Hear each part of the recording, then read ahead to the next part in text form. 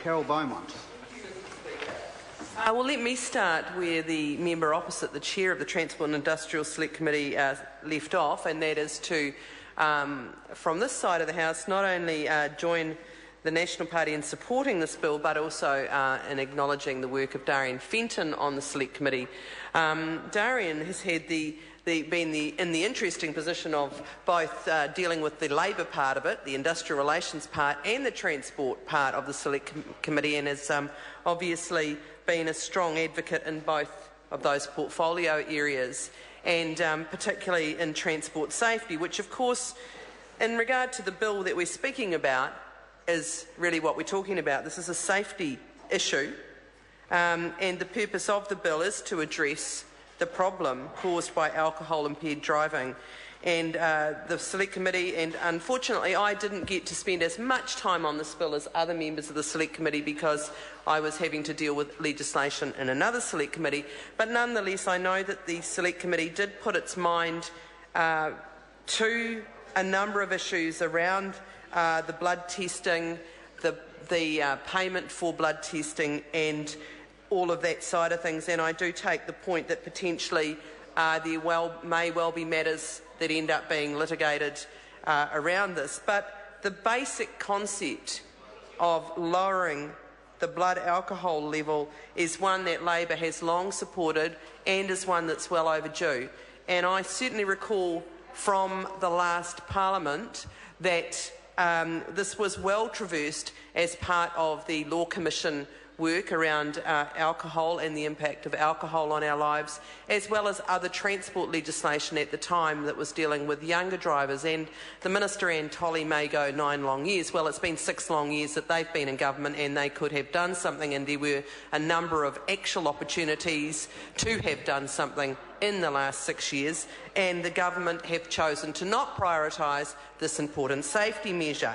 Nonetheless, here we are in the House on the second reading of the Land Transport Amendment Bill, and certainly, as I say, we are joining with National in supporting this bill. So, obviously, I think everybody, well, pretty much everybody anyway, is convinced that the current level is far too high. It's out of line with overseas jurisdiction. There is a mountain of evidence actually, that shows the difference that lowering the blood alcohol level will make. And it was one of the things that I recall from the last Parliament when we were talking about this, and I think it was when we were making the changes for younger drivers. And one of the reasons that was actually given was we had to do more research. That was one of the reasons given for delaying. Now, you know, I think that actually it was probably more to do with people being concerned about whether they would have trouble with the public over the issue. But this is one of those issues where government needs to show leadership. In the same way that, for example, in anti-smoking legislation, even if it wasn't always that popular. So, anyway, we had to do more research. And some of it, I recall, was because of the nature of our rural roads. I remember that was a particular reason why the Australian research wasn't going to be that useful to us, because we had different rural roads.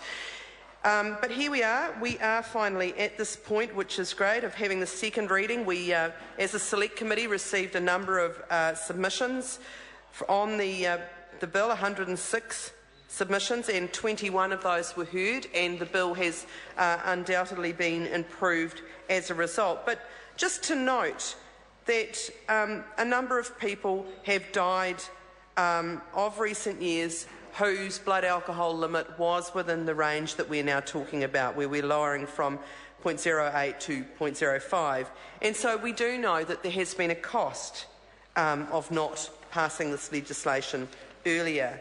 So just very quickly to outline what it does, addresses the problem of alcohol-impaired driving with a number of amendments, including lowering the adults' legal alcohol limits, as I said, from 80 milligrams to 50 milligrams per 100 millilitres of blood, creating an infringement regime for adult drivers who return an evidential breath test in the range of 251 to 400 micrograms per litre, and proposes the penalties be an infringement fee and demerit points.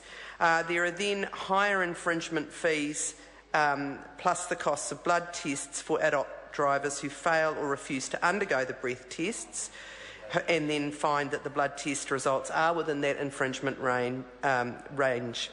So I do want to say that we are glad to see this legislation here. People's lives will be saved as a consequence, and that is something we can all be proud of. Thank you.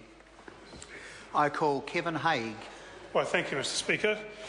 Unfortunately, I didn't get the chance to sit in on very much of the Select Committee proceedings, but I've followed the Select Committee report with some interest. I've got to express